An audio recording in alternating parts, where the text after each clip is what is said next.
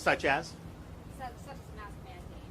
Well, so I think the non-pharmaceutical interventions we've seen, remember, we were promised that they would end the pandemic, lockdowns, school closures, mandates, and it just hasn't done that. This is a very transmissible virus. The last iteration last summer, someone got infected, they'd likely infect one or two other people. This one, they're infecting more than that. It's airborne, it's aerosolized, and so we just have to understand that when that's happening, these waves are something that you have to deal with prevented with early treatment. Because we could sit there and say, if we shut down schools, it would go away. It won't. That's not true. It would be very damaging to society to do that and to our communities. And so early treatment, I think, is probably the most effective thing you can do. Obviously, if you're higher risk and you want to avoid certain situations, you want to take personal mitigations, by all means do that. But just understand with how contagious this is, and we're seeing these waves in other parts of the world, and you will see them in other parts of the United States as the season changes. The fact of the matter is there's going to be a baseline level of exposure to folks in the community, and so let's just make sure this is out there. Let's make sure people have opportunities to be able to do it.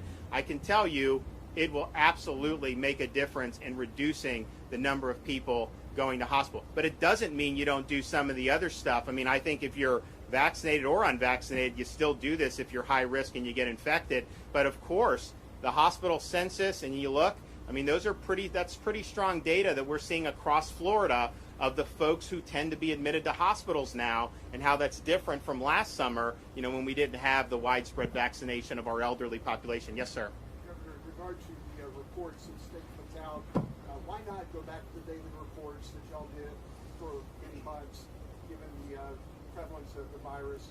And secondly, if you're not going to do daily reports, why not on the weekly reports provide more information on a county level basis in terms of the deaths that y'all have reported, demographic? Well, they might, yeah. So I think the latter part's a good point. I mean, as we've seen, we've had a wave of infection, but it has not been uniform in terms of when it really started. It started in Northeast Florida before other parts of Florida. We think the indicators with the 7-day moving average, as I mentioned the other day, that's down for cases. RT value actually today, according to the Stanford and Yale models, down to 0.81, which is definitely the right direction, as well as the ED visits for CLI, which is trended down as well.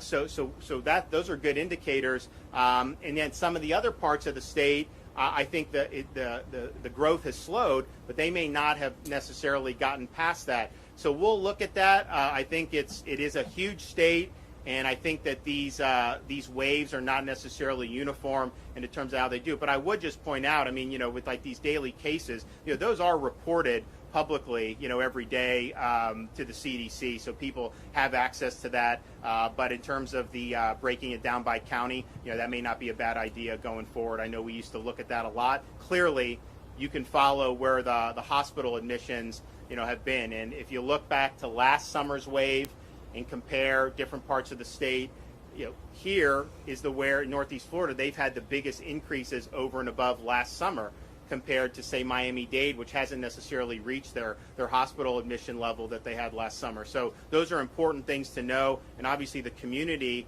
people should just be aware when you have higher prevalence, whatever types of personal mitigations you want to take, you obviously will be able to do it. So we're going to look forward to having people come in today starting at noon. This is just the beginning. We're going to be expanding this more. And as we go forward, we're going to see the current wave is going to go. We're going to see that in the different parts of the Sun Belt, including Florida. But it's not going to go. COVID's not going to go away. We're going to have future, I think, trends. That's just natural. So the question is how are we going to approach it? You can approach it on the front end by protecting yourself. But of course, if you end up in a situation where you are infected and high risk, getting in here early, this is the best shot we've got right now to keep people out of the hospital.